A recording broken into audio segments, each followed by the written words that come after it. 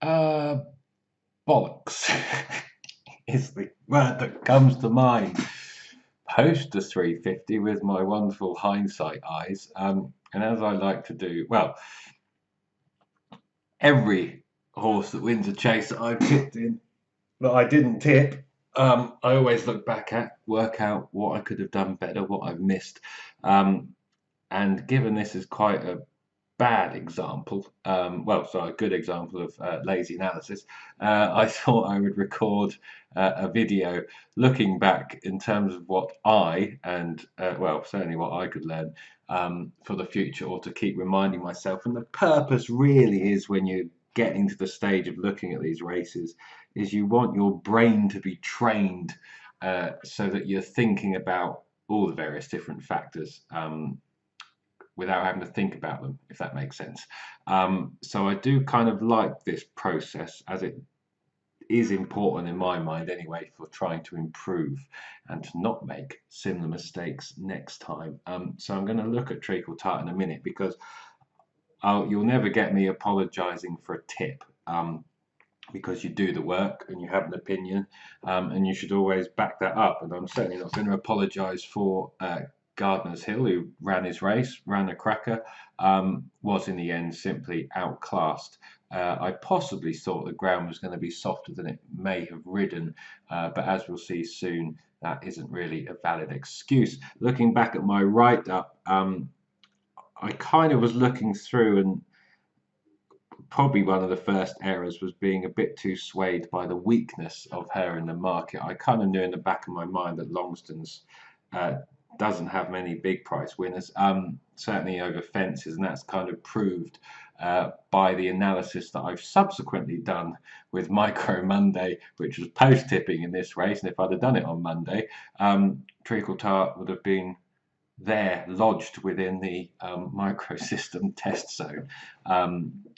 Which would have been nice. And she was sent off in the price range at 12 to 1 or short. So if you haven't read through that post, or indeed watched that video, it may be worth a flick through. So nothing wrong with Gardens Hill, but Treacle Tart, well, I'm not really apologising, maybe I am. More annoyed at my own effort, because there was a tad bit of lazy thinking there. Now, with any horse you're looking at, with any profile they have, you're kind of looking at, are they proven in conditions? I suppose you've got three types. Are they proven? Are they unproven in conditions? Whereas in they've got a record where it would suggest they're not going to handle, let's say, the distance because they've tried it a few times within handicaps, the ground because they've tried it a few times in handicaps, the weight because they've tried it a few times in the handicaps, the class, their ratings band because they've tried it a few times in handicaps. So you can, obviously, that's a way to kind of help cross off horses, as well as different other factors, fitness and everything else. Then you've got the middle band, which Treacle Tart kind of came into. We know what conditions she's run well in, but has she proved she won't handle today's conditions, that she won't handle the weight, that she won't handle good to soft or soft, that she won't have the ability to win from her mark of 135? And the answer to those and many other questions is no. No, no, no. Down in class as well by 2, and I'll get on to the bits that were lazy as I tick around to 4 minutes. If I just click on Treacle Tart within horse race base, you can kind of see she's 2 from 8 over fences. So it's fair to assume there's more to come. You can also look when scanning down. So coming to a judgment in handicap chases about her rating when you've had fewer than, well, when you're 2 from 8 and you're age 7, is a bit premature. Error number 1. Assuming number 2, now Gardner's Hill was, I suppose, safe. Safe bets possibly don't win you lots of money in the long term, in that if this did turn into a bog, I was pretty confident he would handle it. I kind of thought it would be a bit softer. Has Treacle Tart proven that she can't handle soft? No, is the answer. Yes, you can look at novice hurdle form, where clearly she's run well in soft. Novice hurdle form is always a bit tricky because just class and ability can get you through. But of course, running well in soft ground, especially over a trip too short, in any kind of race conditions, novice hurdles, handicaps, is clearly never a bad thing, and should move you more towards the fact that they may be more likely to handle it than not. Good to soft, clearly not a problem. If I'd have assumed, let's say it'll be worse, as good to soft. So ground, in the context of her price, because she was kind of loitering around tens, and then she was kind of walking out through while I was deciding. Then by the time I got to the right up, kind of half hour later or so, and finishing that lap, she'd gone to 14s, 18s, 20s in a couple of places, which as I was riding, as you can see in the right up, I kind of thought was a bit silly. Did I put a fiver on? No. Idiot. That's that. Then you're kind of looking at ability. I should look at rest pattern. It's Charlie Longson, back runner whose winners yesterday. You know they're going to be fit. You know it's kind of his time of year. She won on seasonal reappearance in 2017, 154 days off. Won. Start of last season, 2018, 118 days off. Won. There's a pattern here. Turned up today, 100 and what was she?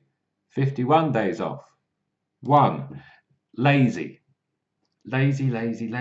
That's before we even get on to looking at her ability. Now, there's many things you can do. Obviously, you can judging horses' ability in terms of the class they've been winning at, but you have to try and go beyond that. And I have started using ratings more, as you know. You've seen me talk about Racing Post ratings, Informed Speed, which I'll get on to in a moment, which is a good piece of kit as well. The horse race based ratings, the total ratings for the race, of course these are mainly based on recent runs and a few other factors, but the numbers, especially the top, well, second to fourth down, are covered by not very much. That's a kind of guide, and pretty much the same rating as the selection I went for, so that's not an excuse. So you're looking at what class they've performed at, what they've achieved on the figures, especially Racing Post rating, as you can see here, and in line with their mark. Now she's run 137 3 times out of her last 5 runs before today. So for this moron to sit here and muse that 135 might be too high, on what basis? On what evidence am I coming to that ridiculous conclusion? And of course, the other thing about what horses are proven in conditions, those that have proved they can't handle conditions, but then obviously every now and then the horse will make it look silly on that front. And horses like this that are in the middle ground, you're weighing up all those factors against the price and therefore their percentage chance in the race, and whether that allows you to take the chance. And obviously with the more unknowns or the more factors which aren't proven, in my view, you want a bigger price or a few points cushion, simply in case it proves they can't handle today's conditions, and that's part of the game. And her price, when I was looking, she was getting to 10s or so, 11s, 12s, clearly allowed that chance, though I say that in hindsight. There was some lazy analysis here as well. And this is what I'll apologise for to an extent. I know I didn't click on, the Doncaster race. This is the bit about class. How do you know? You've got the ratings, or the Racing Post ratings. I'll get on Informed Speed in a minute. You want to be looking at the horses that the competition the horses finishing in and around, and their ratings is a basic example. Of course, you can then look at the race and see who was coming into it in form, etc. But she stayed on there of 127. Classic Ben. He then won. He won next time, or the run after. That was that decent race at Sandown from memory. And this is 29th December, and like what I said yesterday, actually winter form. Didn't even think about that. Militarian went on. Valadon was just a solid yardstick, placed a fair amount. And she also in that race got tapped for toe a bit and stayed on. That was over 24 furlongs at Doncaster. This then at Perth. Now I kind of looked at 0 from 10, 3 places, and thought, well, that race hasn't worked out very well. Lazy, because you need to look at which horses have run. And the horse that beat her, My Old Gold off 128, hasn't run since. Probably given a break. They probably quite like her. I think she was fairly unexposed, even despite her age, from memory. Got away ran all right. I'm not sure what race she running even. Oh, I ran at Perth again and pulled up. So, but you know, clearly hasn't run her race. Like a Lady for Price, it kind of ran okay, but coming to a judgment on that's a bit naff. Especially, well, that one was like a Lady was 8 lengths behind the third, got the way. And Treacle Tart didn't have the pace. I remember watching it at the time. I should have watched this race on video. Did I do that? No. Did I watch the Doncaster race? No. And if you cut corners and you get lazy, you get what you deserve. And it's good to be reminded of that in September before the winter racing ramps up a gear. So that wasn't a basis to be. I shouldn't have been looking at that race going, oh, it's not very strong. I've just jumped over to inform racing here, and I use these as a guide. I tend to go through every horse first in horse race base, GG's, instant expert, blah, blah, blah. You'll probably see possibly why I was lured in, or one of the reasons why you can give a horse a more in-depth look. In terms of chases, I just click through here and handicaps. You can see Gardner's at the bottom there. But Treacle Tart, as you can see, one of the class, distance kind of 3 miles, hadn't over 26 yet, but run hardly, only one run, ran once in a handicap chase on good to soft. Can't make an assessment whether or not they're going to handle it on that basis. And informed speeds, I ticked around at 12 minutes, 11 and a half. She had the second best master rating, and you can see the date. And actually, I thought too much about that Perth run and a 8-runner listed mares race. Maybe I was a bit too judgmental over that, which I shouldn't be, given the horse I've got a share in. So I don't know why. And looking at the last time out figure, that was a career best on the last kind of 3 or 4 runs from informed speed, and was much the best than other last time out figures on the way that inform calculated, which I'm not 100% sure, always a guide.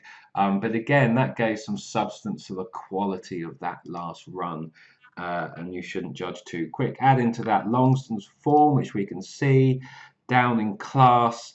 She'd run as if she'd stay. The ground wasn't a reason to leave her. Look at the Cheltenham run, the Class 2 novice, 4 lengths behind Leo Rockefeller, who, you know, fairly decent. What rating did? Well, he didn't have a rating going into this, but his hurdle round. I'm trying to find a rating. Yes, he is a 150s hurdler. Got within 4 lengths at Cheltenham in October 18. So plenty of hot form, plenty of decent form on the figures, in form, plenty of things that suggested 135 was very workable. Had a superb record after a break. Longston, we know, can get them fit. Longston's in form, down in class. Races prominently, kind of near the front. Gets worse, doesn't it? Yeah, looks good on the figures. The form stacks up. And so the only doubts were the handicap mark, but that's not really a doubt. And all of these doubts are in the context of price, not really a doubt. 12 to 1, 10 to 1, as they drift out, take the chance. Ground, well, had some decent runs on soft, decent runs on good to soft. Assume it's good to soft, even assume it's soft. No evidence to say she won't handle it in the context of her price. Weight, carrying, lugging around that weight, again, no evidence there she can't do that in handicaps because she's hardly tried it with kind of 11 stone 9 or higher. Obviously, she had the £3 off from Paul O'Brien. So really, plenty to take away and learn from that. Like I said, no issue with Gardner's Hill. Plenty of issue, as you can hopefully now see, with my approach to Treacle Tart, who, if I click as a final thing, I suppose, on the old horse race base summary, which I always like these yellow lines, you can see it, get a flavour for. Maybe I was lured in by that 0 from 6, but you'll see in a minute. You can see the record fresh. I mean, ticks plenty of boxes. Soft. If I click on handicap, so we filter it a bit, you know, she'd run 3 times on good to soft. No evidence there. If I look at chases, again, she's only had 2 handicap chases. Oh dear. Unexposed in handicap chases. So yeah, that was lazy. So I will apologise, not for Gardner's Hill. I'll kind of apologise for that weak effort and analysis, because if I'd have thought all those things that I've just discussed and still dodged her, that would be a bit better, wouldn't be great. But there's a few things there, as discussed, which I didn't look at fully. And I've kind of let myself down a bit there. So slap on the wrist. I won't get the Opus Dei kit out just yet. That's enough pondering on that. And we will try and learn some of those lessons and be reminded of them consistently, constantly through the season ahead. As we go forward. So anyway, I hope you've noted a few things down there which may help your own analysis of handicap chases, or if anything will help you post a comment when next time I don't tip a horse that you think possibly stands out, or you can muse as to why I have discarded X, which I'm always happy for you to do. So with that said, hopefully you found this of some use. This is Josh saying until the next time, bye for now.